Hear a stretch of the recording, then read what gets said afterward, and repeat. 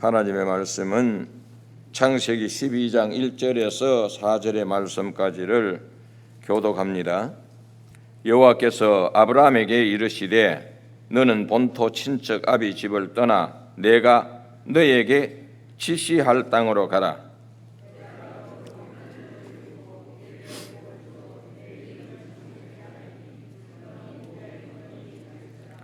너를 축복하는 자에게는 내가 복을 내리고 너를 저주하는 자에게는 내가 저주하리니 땅의 모든 족속이 너를 인하여 복을 얻을 것이라 하신지라.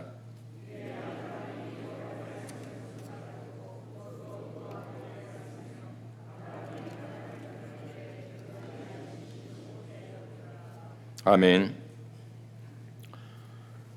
어제는 제가 말을 할 때에 조심하라라고 그런 말씀을 했습니다. 왜냐하면은 말을 잘못하게 되면은 남을 비판하는 자리에 서게 되고, 비판은 곧 하나님의 보좌를 찬탈하는 것이나 다름이 없습니다.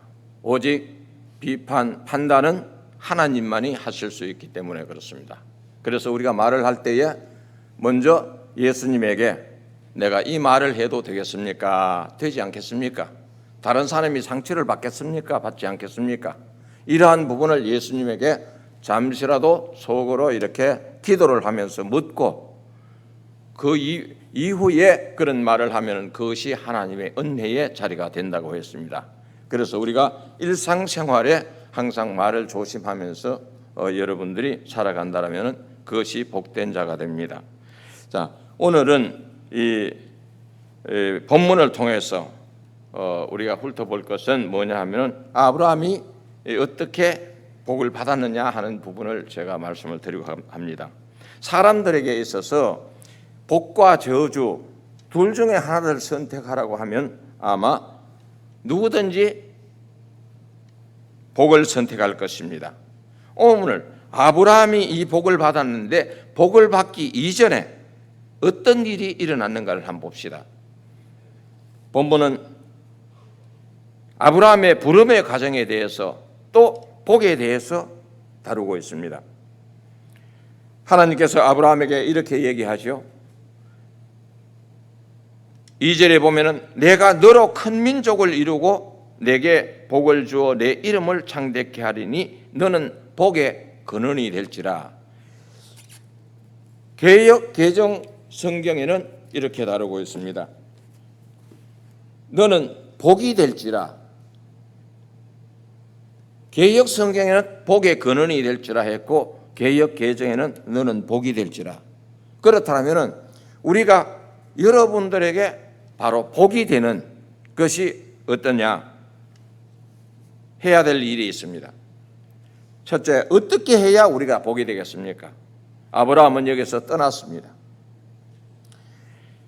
아브라함이 고향 친척 아비 집을 떠나라고 했을 때에 그때 나이가 75세였습니다.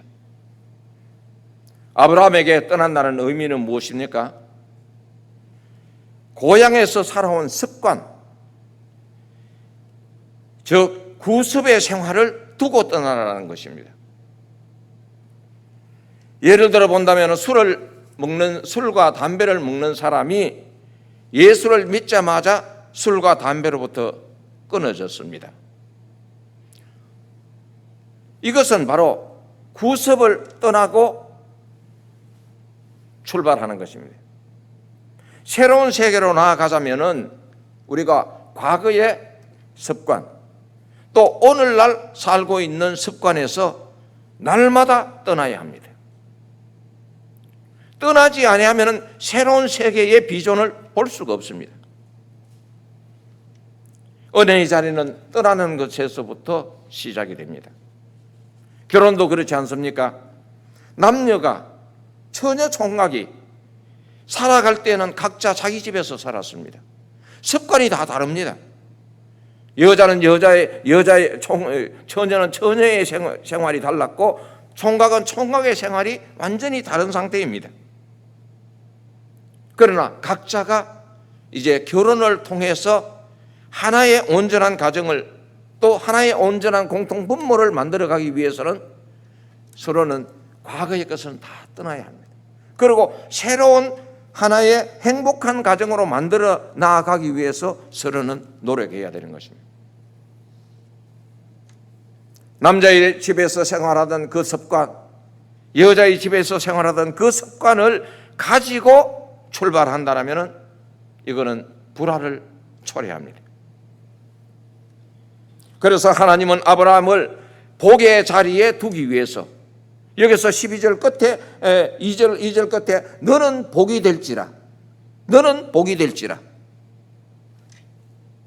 복의 자리를 두게 하기 위해서 친척 아비 집으로부터 떠나라고 합니다. 그래서 우리도 아브라함처럼 이 복의 자리에 나아가기 위해서는 먼저 떠나는 훈련이 필요합니다. 그럼 어떤 것을 구체적으로 떠나야 할 것인가? 여기에서 여러분들이 그동안 살아온 삶의 생활의 방법이 있습니다. 삶에 축적된 어떤 지식이나 경험이나 어떤 고집들이 있습니다. 그리고 자기 것이라고 주장하는 이 물질, 재능, 지위, 내가 아니면 안 된다는 이런 생각, 이런 것에서 우리는 떠나야 합니다. 어제까지 그런 생각이 여러분들 마음속에 자리 잡고 있었다면 여러분들이 복의 자리에 더 나아갈 수가 없습니다. 여기서부터 탈출해야 합니다. 자존심이 강한 사람이 있습니다.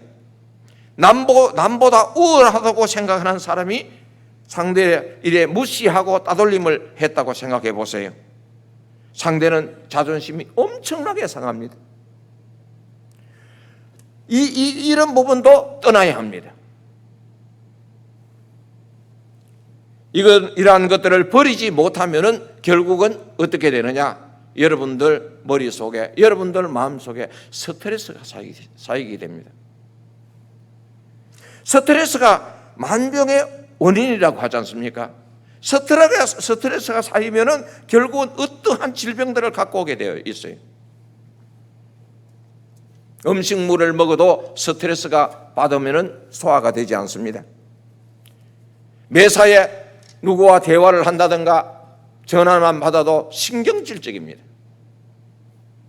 잦은 질병들이 찾아옵니다. 이런 것이 스트레스예요. 제 경우를 한 예를 들겠습니다. 제가 금년을 기준으로 해서 17년 전에 미국을 왔습니다. 물론 티처로 왔고 유학을 왔습니다. 와서 제일 먼저 부딪히는 부분이 뭐냐? 언어 문제, 문화의 적응 문제, 이 직장의 문제, 물질의 문제, 외로움의 문제, 과다한 업무로부터 엄청난 스트레스를 받았습니다. 내가 왜 미국에 왔느냐? 마치 박근혜 대통령이 내가 왜 대통령이 되었느냐? 이를 넣고 대통령을 했느냐? 하는 정도로 너무 스트레스가 많이 받은 거예요. 스트레스 받으니까 결국은 귀 안이 굉장히 예민하답니다. 귀 안에 종양이 생겼습니다. 그렇게 머리가 아프고 온몸이 고통을 줬는데 그래도 참자 일반 병원에 가면은 그 나이가 드시면은 자이언 현상이에요. 귀에 막 소리가 납니다. 머리가 아픕니다. 뒷골이 아픕니다. 이런데도 불구하고 나중에 귀 전문 병원에 가서 MRI를 찍었더니 종양 1.8cm가 자란 것입니다. 의사의 얘기가 어떻게 이렇게 당신이 이렇게 두고 살았느냐는 거예요. 의사가 놀랍니다. 이 정도로 자랄라 그러면은 10년은 걸려야 된다는 거예요. 10년 만에 그것이 발견된 거예요. 가다가 쓰러진 거예요. 결국은 귀를 안에서 종양을 제거하는 수술을 할 수밖에 없었습니다. 종양 제거하는데도 딱 의사는 두 가지 제안을 합니다. 하나는 이 시신경을 전부 두고 수술하는 경우가 있고, 그럴 경우에는 재발이 날 수도 있다는 거예요. 2차, 3차 수술을 할 수 있다는 거예요. 그래서 한 방법은 또 뭐냐? 이 길을 막는 것입니다. 막아버리면은 당신은 중풍병이 당신이 안 걸릴 것이고 당신이 뇌출혈로 인해서 죽는 법은 없다는 것입니다. 한 달 동안 기도하면서 선택을 했습니다. 막자. 하나님 앞에 얼마나 감사했는지 몰라요. 하나님께서 이 두 길을 주신 거예요. 그동안은 이 세상 길을 듣게 하셨고 하나는 하나님의 길을, 하나님의 메시지를 듣게 하셨다면 세상 길을 닫게 하시는구나. 오, 하나님 감사합니다. 이 길은 못 들어도 괜찮습니다. 저는 8시간의 수술을 해서 이 길을 종양을 제거하고 배의 살을 끊어서 귀를 막아버렸습니다. 어떤 측면에서는 장애자입니다. 그러나 하나님 앞에서 우리 두 귀를 준 것에 대한 여러분 감사했습니까? 저는 그때 느낀 거예요. 왜 하나님이 두 코를 이렇게 주시고 두 눈을 주시고 두 귀를 주셨는가? 이 세상 것을 막아주시는구나. 감사하다. 여러분, 귀 수술을 한쪽 거를 하지 아니하려 그러면 스트레스 받지 마시길 바랍니다. 할렐루야. 스트레스가 오면은 이것은 내 것이 아니라고 주님께 던져버리세요. 주님, 수고하고 무거운 짐진 자들아 다 내게로 오라. 내가 너희를 쉬게 하리라 그러셨잖아요. 우리가 이 성경 구절을 알면서 왜 그 문제들을 주님 앞에 드리지 못했느냐는 것입니다. 저는 얼마나 살아왔던 삶들이 얼마나 회개가 되면서 반성한지 몰라요.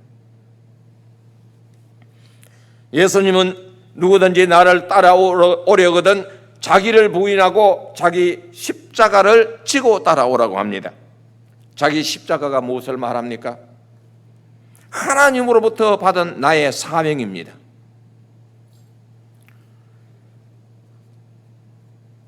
그 사명은 여러분들에게 교사도 될 수 있고 목사도 될 수도 있고 봉사자도 될 수 있고 전도자도 될 수 있고 지도자도 될 수 있고 다양하게 교회에 봉사하는 직분, 구역장도 될 수 있고 여러분들이 그것만 가지고 가라는 것입니다. 여러분이 받은 사명, 그것이 자기 십자가입니다. 내 십자가를 아직 발견하지 못했습니까? 그렇다면 지금까지 살아온 인생 중에 내가 가장 그곳에서 그것을 하니까 몸이 지치지 아니하고 마음이 끊임없이 그쪽으로 가더라. 이것은 바로 여러분들이 받은 사명입니다. 주님은 이것만 가지고 따라오라는 거예요. 십자가 외에 다른 것을 함께 가지고 가면 그때 스트레스를 받습니다. 성도는 옛 구습에서 떠나 새 사람인 하나님을 따라 의와 진리와 거룩함으로 지으심을 받은 새 사람을 입어라라고 말하고 있습니다. 날마다 새 사람. 어제까지 두 가지의 하나님의 사명과 또 세상 것을 이것을 가지고 갔다면 세상 것을 놓으세요. 놓아도 이것 버려지는 것 아닙니다. 하나님께서 지켜주시고 보호하시고 하나님께서 가게 하세요. 그것까지도 가게 하세요. 그러나 내 마음 생각에 나는 이것이 최고다. 이것만 가지고 하나님 앞에 나아가리라 하는 각오와 결단이 있어야 됩니다. 새 사람을 입는다는 것은 성경 말씀대로 따라서 하는 것입니다. 우리가 성경은 많이 아는데 이해는 하는데 행동이 따라가지 못하기 때문에 하나님과 이렇게 큰 긴밀한 교제가 없는 것입니다. 성경 말씀대로 따라 살아라 그러면은 참 쉽지가 않지요. 자아를 버려야 가능합니다. 나라는 자신을 버려야 합니다. 내가 가는 것 이것을 버려야 합니다. 내가 없으면 이 교회가 돌아가지 않겠지 하는 것 이것을 버려야 합니다. 내가 아니면 어떤 그룹이 이것이 이끌어갈 수가 없겠지. 내 안으로도 다른 사람이 할 수가 있어요. 살아온 자기 나름대로의 그 축적된 지식, 경험 이런 거 다 떠나세요. 떠난다는 것이 오늘 각오했는데 내일 가면 다시 살아납니다. 마치 잡초처럼 이슬만 먹어도 그 잡초처럼 그냥 살아납니다. 그러나 한순간 버릴 수 없다 할지라도 계속해서 거듭해서 반복해서 훈련을 하면은 나중에 말씀대로 따라 사는 습관이 생기고 자연적 이제 그쪽으로 향합니다. 오뚜기가 넘어져도 계속해서 일어나듯이 말입니다.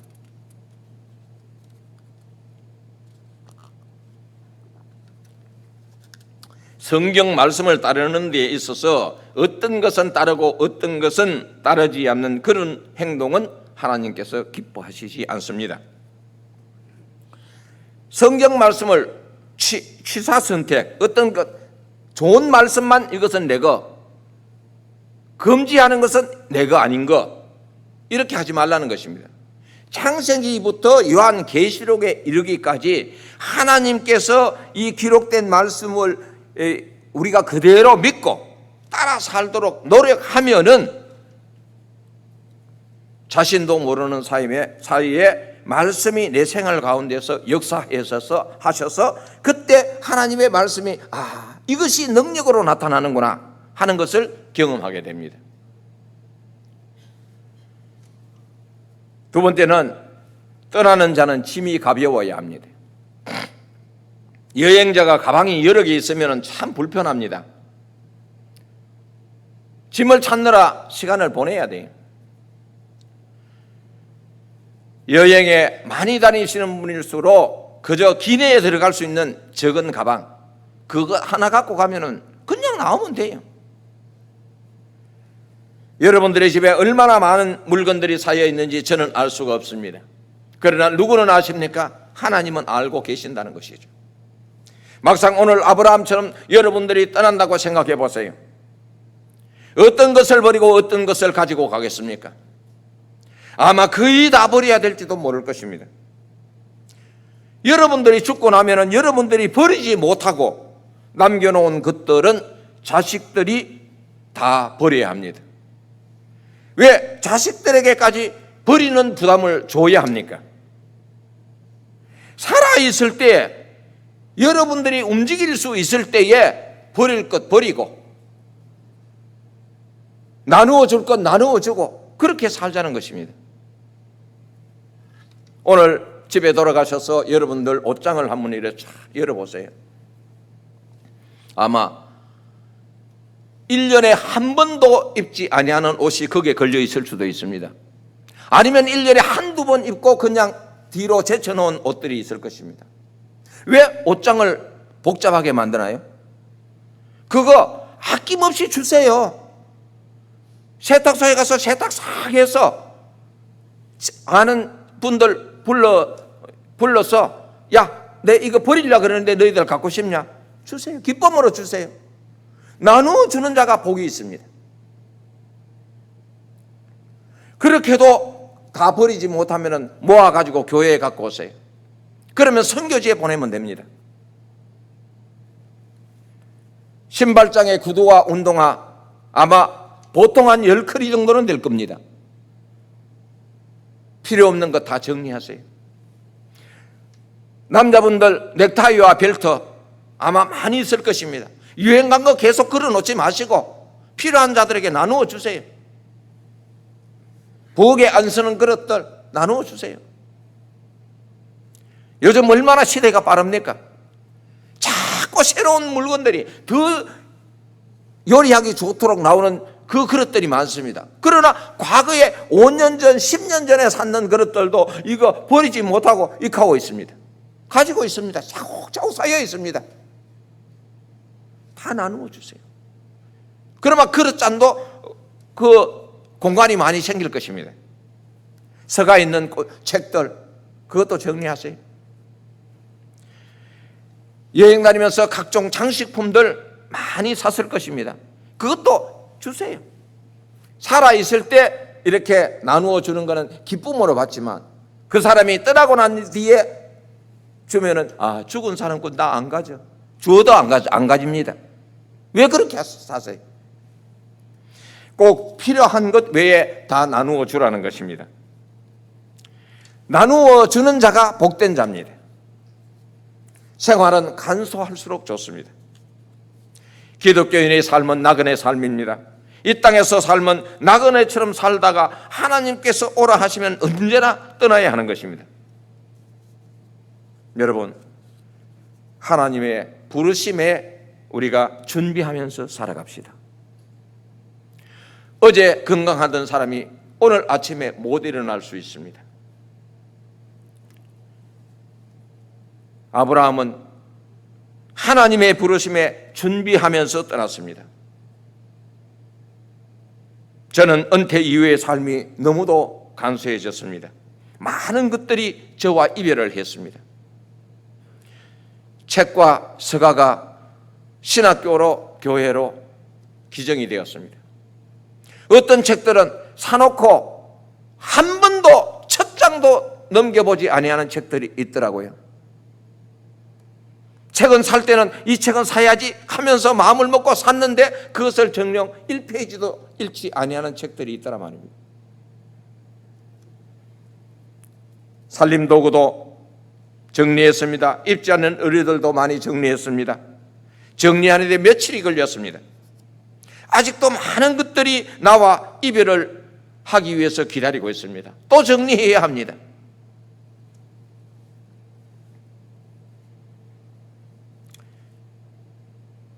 그런 것을 많이 가지고 간직하고 보관함으로 인해서 그것도 하나의 일종의 스트레스가 온다는 것이죠. 세 번째는 하나님을 따라 떠나는 삶은 자신을 인도하시는 분에게 모든 것을 맡기고 떠나야 합니다. 아브라함은 하나님을 떠날 때에 눈에 보이지 않는 미지의 땅이었습니다. 다만 하나님께서 내가 너에게 보여줄 땅으로 가라라고 합니다. 너에게 보여줄 땅으로 가라라는 것은 앞으로 너에게 보여주시겠다는 것입니다. 아브라함은 약속의 말씀을 믿고 현재는 보이지 않지만 히브리서에 보면 우리는 그렇습니다. 믿음은 바라는 것들의 실상이요 보지 못하는 것들의 증거라고 하고 있습니다. 성경은 하나님께서 우리에게 주신 언약의 말씀임이 분명합니다. 어떤 것은 곧장 보입니다. 어떤 것은 짙은 안개가 끼어서 전혀 이 순간은 보이지 않습니다.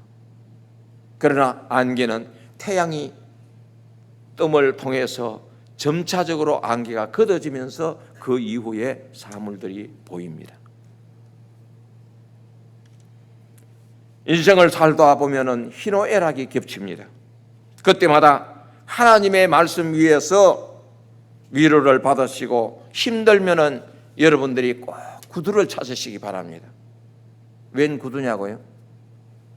구하라, 찾으라, 두드리라. 어디 있습니까? 마태복음 7장 7절에 있습니다. 힘들면은 구두를 찾으세요. 이거를 꼭 기억하십니다. 내가 힘들다. 목사님이 구두를 찾아라 그랬는데 내 구두가 어디 있지? 그때부터 기도하는 것입니다.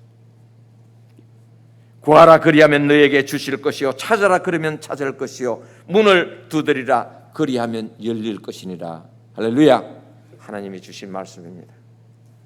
이렇게 찾고 두드리고 구하는 자에게 하나님이 우리의 삶 속에 개입하십니다. 저는 어제도 잠깐 말씀드렸습니다마는 작년도 9월 1일 간암으로 간 이식 수술을 받았습니다. 이달 말이 지나면은 이제 11개월째 됩니다. 간이 고통을 받기 시작한 때는 35년 전이었습니다. 모계를 통해서 내려온 아마 간염인 것 같습니다. 처음에는 급성으로 왔습니다. 온 얼굴이, 손이, 몸이 전체가 노랗게 황달로 변해갔습니다. 배에는 복수가 찼습니다. 얼제병원, 경희대 부속병원, 삼성병원에서는 당신은 3개월이 시한이라는 거예요. 3개월밖에 못 살기 때문에 모든 것을 정리하고 죽을 준비를 하라는 것입니다. 저는 미션 스쿨에서 고등학교 나왔습니다. 그때 들려지는 그 말씀은 하나님께서 채플 시간을 통해서 들려지는 말씀은 하나님은 창조주시다는 것입니다. 그분은 전지전능하신 분이시다는 것, 그분에게는 불가능이 없다는 것입니다. 저는 마음속으로 내가 왜 죽어? 하나님이 안 부르는데 왜 내가 왜 죽어? 의사에게 반항심이 생겼습니다. 그래, 하나님께서 나를 부르면 내가 어쩔 수 없이 가겠지만, 그러나 하나님 앞에 기도하자. 저는 구두를 찾았습니다. 기도원에서 한 일주일 작정을 하고 기도원을 갔습니다. 월요일 날 아무 응답이 없습니다. 화요일 날도 응답이 없습니다. 수요일 날도 응답이 없습니다. 목요일 날도 응답이 없습니다. 금요일 날 밤 기도하는 순간에 하나님께서 성령의 불을 하나님께서 저에게 입혀주셨습니다. 온몸은 불덩이같이 뜨거웠습니다. 그리고 내 눈의 환상은 산소 용접기 파란 그 불이 그냥 물을 찢어 가시는 것입니다. 할렐루야. 온몸이 눈물과 콧물이 뒤범배되어서 기도원에서 뒹굴면서 기도를 했습니다. 하나님 감사합니다. 하나님 감사합니다. 그 이후 급성 간염이 하나님께서 아마 만성으로 돌리신 것 같아요. 그 이후 이제 급성 간염이 만성으로 가고, 만성 간염이 다시 간경화, 간이 굳어가는 상태입니다. 그리고 간경화해서 다시 간암이 생겼습니다. 간암이 3년 전에 샌 빈센트 병원에서 간암 시술을 했습니다. 시술을 하고 난 후에 1년 6개월 만에 다시 시술한 부위에 다시 혹이 생겼습니다. 암이라고 판단은 안 되었지만 이미 USC 병원에서 정밀 검사를 하고 웨이팅 리스트에 있는 사이에 어차피 간은 체인지하자. 계속 저는 기도를 하면서 하나님, 간을 주시려고 하면은 하나님 건강한 간을 주십시오. 저는 건강한 간만 하나님 앞에 기도했습니다. 기도하는 가운데 1년 2개월 만에 간이 나왔다는 것입니다. 12시간을 병원에서 대기하고 있었습니다. 대기하고 있는 순간 그 간이 결국은 어린아이가 다 갖고 가고 제가 갖지를 못했습니다. 12시간 이후에 밥 한 그릇 주면서 나가라는 거예요. 참 허무하더라고요. 그래서 내가 물었어요. 이번에 어디서 간이 왔죠? 교도소에서 왔다는 거예요. 내가 왜 교도소에 죄인의 간을 내가 받아야 하느냐? 또 이것 때문에 또 기도를 많이 했습니다. 두 번째 이틀 후에 또 간이 왔습니다. 병원에 들어오라는 거예요. 도저히 마음에 준비가 되지 않아. 아직까지 내가 기도하고 있는데 내가 교도소 죄수의 간을 받아야 하느냐? 아니면은 이번에 어떻게 해야 되느냐? 마음에 결정을 못하고 있는 상태에서 제가 이번에 못 받고 다음에 받겠다 그러니까 거기서 하는 얘기가 이거 자꾸 이렇게 놓치면은 다음에는 기회가 없습니다라는 거예요. 알았습니다. 다음에는 꼭 받겠습니다. 그래서 또 이틀 만에 온 거예요. 5일 만에, 그러니까 3번이 온 거예요. 굉장히 행운이죠. 그렇게 해서 이제 수술을 받았습니다. 받으면서 대기하는 상태에서 이번에 간은 어디서 왔습니까? 어디서 왔는지는 잘 모르는데 20, 30대 간으로 왔다는 거예요. 아마 교통사고가 난 것 같습니다. 그분이 흑인인지 백인인지 동양인인지 저는 알지는 못합니다. 왜냐하면 간을 공급하는 그 회사가 따로 있기 때문에. 아이들은 수술 전에 이렇게 얘기합니다. 대단히 아빠, 수술하다가 깨어나지 못하면 어떻게? 가야지. 나를 편안하게 묻어다오. 아빠가 깨어났다 할지라도 중환자로 코에서 이렇게 호수를 넣고 있으면 어떻게? 그러면 빼달라. 더 이상 내가 살고 싶지 않다. 여기보다는 하나님 나라가 더 좋을 텐데 왜 여기서 내가 머물겠느냐? 이곳에서는 미련이 없다. 그러면서 이제 자녀들은 그러면 아빠가 퇴원하게 되면은 간호할 사람이 없는데 어떻게? 하나님께서 준비하시겠지. 아마 큰 부담을 가졌는 모양입니다. 자녀들을 안심시켰습니다. 나는 이 수술이 하나님께서 준비하셨다는 사실을 믿기 때문에 그렇습니다. 아빠가 급성간염일 때도 하나님께서는 기도 가운데서 불같은 성령으로 치유해 주셔서 만성으로 돌렸듯이, 그래서 30년을 살았잖냐. 이번에 간 이식 수술을 받으면 분명히 하나님께서 또 30년은 살게 하실 것이다. 내가 그렇게 얘기를 했어요. 하나님이 준비한 것을 나는 감사함으로 받겠다. 더 이상 나에게 간섭하지 말라. 이러면서 아버지가 원하는 대로 하십시오라고 아들은 했습니다. 수술을 받기 전에 마음이 너무나 평온했습니다. 정말 천국의 삶을 맛보는 그런 경험이었습니다. 전혀 두려움이 없었습니다. 왜일까요? 하나님의 임재가 경험되는 순간입니다. 우리가 수술할 때 병상에 딱 올라 있을 때에 우리가 두려워하면 안 돼요. 어떤 경우든 하나님께서 그 순간도 하나님이 사랑하신다는 마음을 우리가 꼭 갖고 있어야 돼요. 의사로부터 간 이식을 받아야 한다고 했을 때 간을 달라고 하면 제가 건강한 간을 달라고 기도했다 그랬지 않습니까? 그러나 이것은 하나님만이 아시는 부분이기 때문에 이 30대의 간으로 하나님은 선물을 주셨잖아요. 수술 들어가기 전에 이 30대의 간이라는 것을 의사가 얘기를 해줬어요. 아, 하나님이 이번도 개입하시는구나. 시편 34편 10절에는 이 말씀이 있습니다. 젊은 사자는 궁핍하여 줄일지라도 여호와를 찾는 자는 모든 좋은 것에 부족함이 없으리로다. 여호와를 찾는 자. 아, 하나님께서 이 30대의 간, 젊은 간으로 주셨구나. 저는 수술의 과정을 이렇게 그동안 기도하면서 했습니다. 우리가 자동차를 운전하다 보면은 2, 3년 지나면은 아마 자동차 배터리가 다 소모되어서 자동차가 길거리에 서든가, 아니면 아침에 나와서 자동차 시동을 거는데 배터리가 나가서 시동이 안 걸릴 수가 있습니다. 그럴 때 여러분들 어떻게 하십니까? 자동차 새 배터리를 사와서 체인지합니다. 그러면은 걸면은 드르릉 그러면 걸립니다. 저는 내 육신에 이 간을 체인지하는 것을 배터리 체인지로 봤습니다.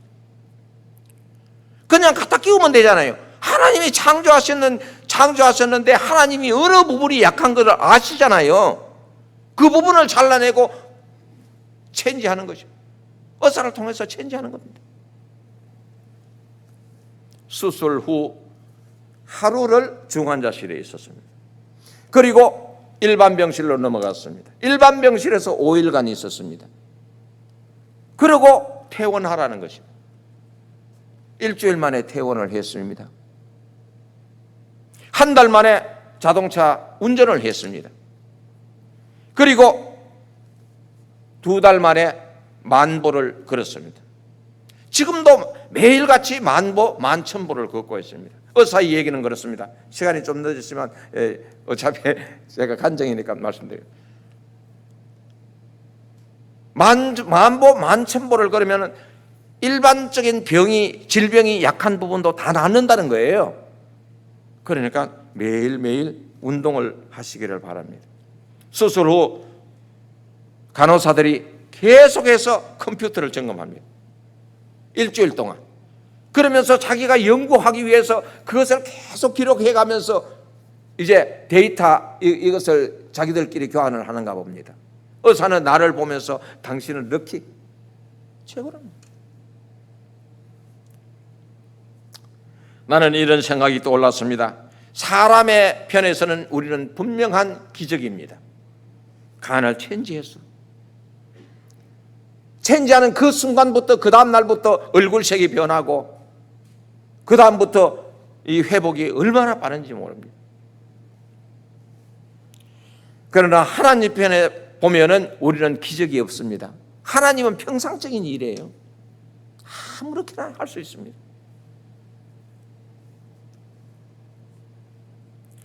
이제 제가 가야 할 길은 오직 이제 그분만 따라가는 것밖에 없습니다. 아브라함이 하나님의 말씀을 믿고 따라갔듯이 이제는 제가 그 길만 하나만 가지고 따라가는 것입니다.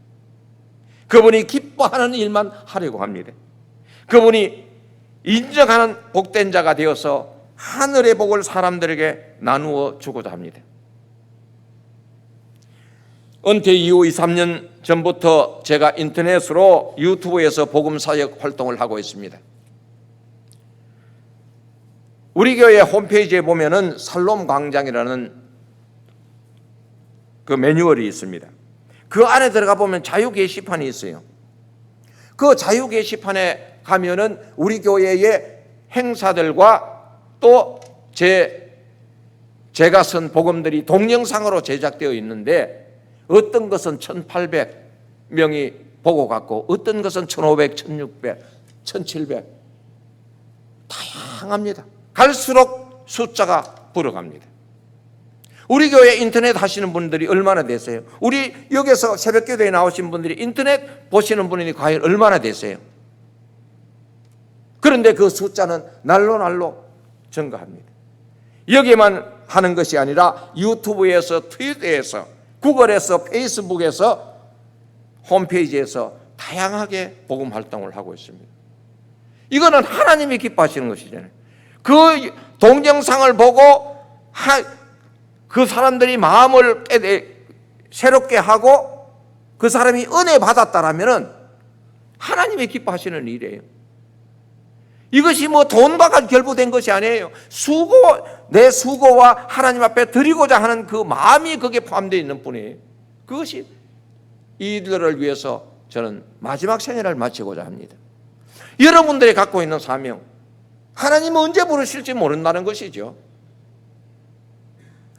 그동안 하나님 앞에 저축된 것이 없다면 지금 이 순간부터라도 내가 잘할 수 있는 것이 이런 것인데, 내가 부엌에 가서 나는 봉사는 할 수 있겠다. 나는 전도는 할 수 있겠다. 나는 약한 사람들을 돌보는 사랑의 사람이 되겠다. 얻은 것이라도 선택해도 괜찮습니다.